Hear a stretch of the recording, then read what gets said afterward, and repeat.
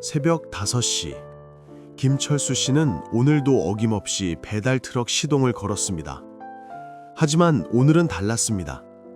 30년간 매일같이 반복했던 이 루틴이 오늘로 마지막이었기 때문입니다. 트럭 핸들을 잡은 그의 손은 세월의 흔적으로 거칠었지만 그 안에는 수많은 이야기가 담겨 있었습니다. 철수 씨가 택배기사 일을 시작한 건 32살 때였습니다.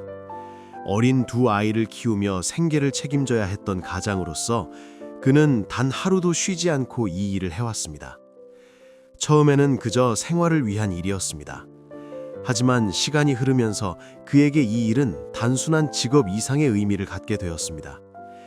매일 만나는 사람들, 그들의 삶 속으로 들어가는 작은 창문 같은 역할을 하고 있다는 것을 깨달았기 때문입니다. 그가 가장 먼저 배달을 시작하는 곳은 언제나 같은 아파트 단지였습니다.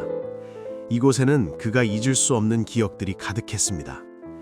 2, 3년 전 어느 여름날 5층에 사는 박영희 할머니 댁에 택배를 배달하러 갔을 때였습니다.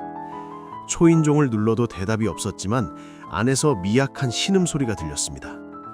직감적으로 뭔가 잘못됐다는 것을 느낀 철수 씨는 즉시 관리사무소에 연락했고 문을 열고 들어가 보니 할머니는 쓰러져 계셨습니다. 그가 빠르게 구급차를 불러 병원으로 이송했고 의사는 조금만 늦었어도 위험했을 거라고 말했습니다. 그날 이후 할머니는 철수 씨를 만날 때마다 내 생명의 은인이라고 부르셨습니다. 철수 씨의 배달 경로에는 특별한 장소가 또 하나 있었습니다. 바로 단독주택이 모여있는 골목이었습니다. 그곳에 사는 최민준이라는 학생은 10년 전만 해도 고등학생이었습니다. 당시 민준이는 집안 형편이 어려워 새벽부터 신문 배달을 하고 학교에 가곤 했습니다. 철수 씨는 그 모습을 보며 자신의 젊은 시절을 떠올렸습니다.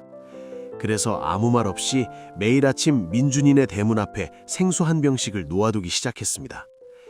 민준이는 처음엔 누가 놓고 가는지 몰랐지만 어느 날 일찍 일어나 철수 씨의 모습을 목격했습니다. 그 후로 두 사람은 인사를 나누는 사이가 되었고 철수 씨는 민준이가 대학에 합격했을 때, 의대에 진학했을 때, 그리고 마침내 의사가 되었을 때까지 지켜봤습니다. 배달 일을 하면서 철수 씨가 가장 마음 아파했던 것은 혼자 사는 어르신들이었습니다. 특히 2층 연립주택에 사는 김순자 할머니는 자식들이 모두 외국에 나가 있어 명절에도 혼자 지내셨습니다. 철수 씨는 할머니 댁에 택배가 없어도 일부러 들러 안부를 여쭤곤 했습니다. 할머니, 오늘도 건강하시죠? 라는 그의 인사는 할머니에게 하루의 유일한 대화였습니다. 할머니는 때로 김치를 담가 철수 씨에게 건네기도 했고 철수 씨는 마트에서 장을 볼 때면 할머니가 좋아하시는 과일을 사다 드리곤 했습니다. 그런 인연들이 모여 30년이라는 시간이 흘렀습니다. 철수 씨는 이제 62살이 되었고 몸도 예전 같지 않았습니다. 무릎도 아프고 허리도 자주 저렸습니다. 그래서 은퇴를 결심했습니다.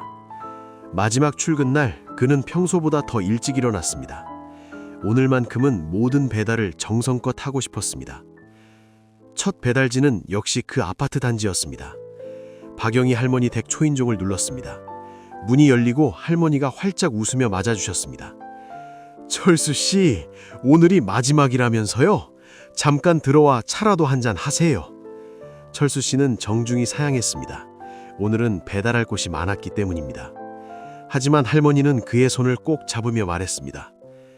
철수 씨 덕분에 제가 이렇게 건강하게 살고 있습니다. 정말 고마워요. 다음은 민준이네 집이었습니다. 이제는 의사가 된 민준이가 직접 나와 있었습니다. 형님, 오늘 마지막이시죠? 제가 꼭 뵙고 싶어서 연찬했어요.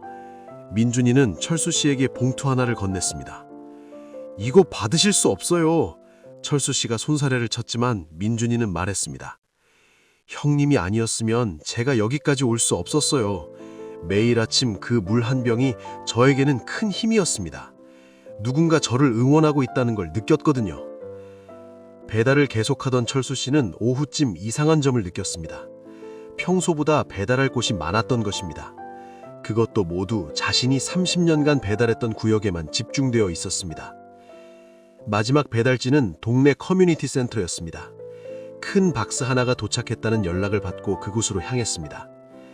센터 문을 여는 순간 철수 씨는 믿을 수 없는 광경을 목격했습니다. 홀 안에는 수십 명의 사람들이 모여 있었습니다. 박영희 할머니, 의사가 된 민준이, 김순자 할머니, 그리고 그가 30년간 배달했던 수많은 사람들이 그곳에 있었습니다. 철수 씨, 고생하셨습니다! 사람들이 일제히 외쳤습니다. 한 벽면에는 대형 현수막이 걸려 있었습니다. 30년간 우리 곁을 지켜준 김철수님 감사합니다. 그 아래는 사람들이 직접 쓴 메시지들이 빼곡히 붙어 있었습니다. 매일 아침 밝은 인사로 하루를 시작하게 해주셔서 감사합니다. 어려울 때 도와주셔서 잊지 못합니다. 할아버지의 따뜻한 미소가 저의 위로였습니다. 민준이가 앞으로 나와 말했습니다. 형님은 그저 택배를 배달했다고 생각하실지 모르지만 우리에게는 매일의 희망을 배달해 주신 분입니다. 형님이 계셨기에 외롭지 않았고 힘들 때 버틸 수 있었습니다. 박영희 할머니도 나와서 말했습니다. 철수 씨가 아니었다면 제가 이 자리에 없었을 겁니다. 단순히 목숨을 구해주신 것뿐만 아니라 그 후로도 계속 제 안부를 물어주시고 챙겨주셨잖아요. 그게 저에게는 정말 큰 힘이었어요. 김순자 할머니는 눈물을 닦으며 말했습니다. 내 자식들도 자주 안 오는데 철수 씨는 택배가 없어도 들러서 인사해주고 과일도 사다주고 철수 씨가 제 아들 같았어요. 철수 씨는 그제야 깨달았습니다. 자신은 30년간 그저 생계를 위해 일했다고 생각했지만 실은 수많은 사람들의 삶 속에서 작지만 중요한 역할을 해왔다는 것을, 단순히 물건을 배달한 게 아니라 관심과 사랑을 배달했다는 것을. 그의 눈에서 눈물이 흘러내렸습니다. 사람들은 준비한 음식을 나누며 그동안의 이야기를 들려주었습니다. 철수 씨가 빗속에서도 정확히 배달해준 약 덕분에 아이의 열이 내렸다는 엄마, 급하게 필요한 서류를 새벽같이 배달해줘서 시험을 볼 수 있었다는 학생, 해외에 있는 가족이 보낸 소포를 받을 때마다 철수 씨의 밝은 미소가 그리움을 달래줬다는 어르신까지. 그의 30년은 단순한 배달의 역사가 아니라 사람과 사람을 이어준 따뜻한 연결의 역사였습니다. 파티가 끝날 무렵 사람들은 함께 모은 성금으로 만든 감사패와 꽃다발을 전달했습니다. 감사패에는 이렇게 적혀 있었습니다. 세상에서 가장 따뜻한 배달, 30년간 우리의 이웃이 되어주셔서 감사합니다. 우리는 때때로 우리의 일이 얼마나 중요한지, 우리의 작은 행동이 누군가에게 얼마나 큰 의미인지 잊고 살아갑니다. 하지만 김철수 씨의 이야기는 우리에게 알려줍니다. 우리 모두는 누군가의 삶에 영향을 미치고 있으며 작은 친절과 관심이 모여 세상을 조금 더 따뜻하게 만든다는 것을. 직업의 귀천은 없습니다. 중요한 건 그 일을 대하는 마음가짐입니다. 철수 씨는 그날 밤 집으로 돌아와 아내에게 말했습니다. 여보, 나 참 보람있는 인생 살았어. 내가 이렇게 많은 사람들에게 의미 있는 사람이었다는 걸 오늘 알았어. 그의 눈에는 여전히 눈물이 맺혀 있었지만 그것은 행복한 눈물이었습니다. 다음 날부터 철수 씨의 트럭은 더 이상 그 골목을 지나지 않습니다. 하지만 그가 30년간 심어놓은 따뜻함은 여전히 그곳에 남아 사람들의 마음속에서 계속 자라나고 있습니다. 그리고 그의 이야기는 이렇게 우리에게 전해져 우리 또한 누군가에게 따뜻한 사람이 되어야겠다는 다짐을 하게 만듭니다. 여러분도 오늘 누군가에게 작은 친절을 베풀어 보시는 건 어떨까요? 그 작은 행동이 누군가의 인생을 바꿀 수 있습니다.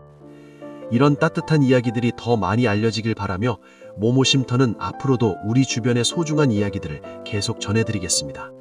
영상이 좋으셨다면 구독과 좋아요 부탁드립니다. 감사합니다.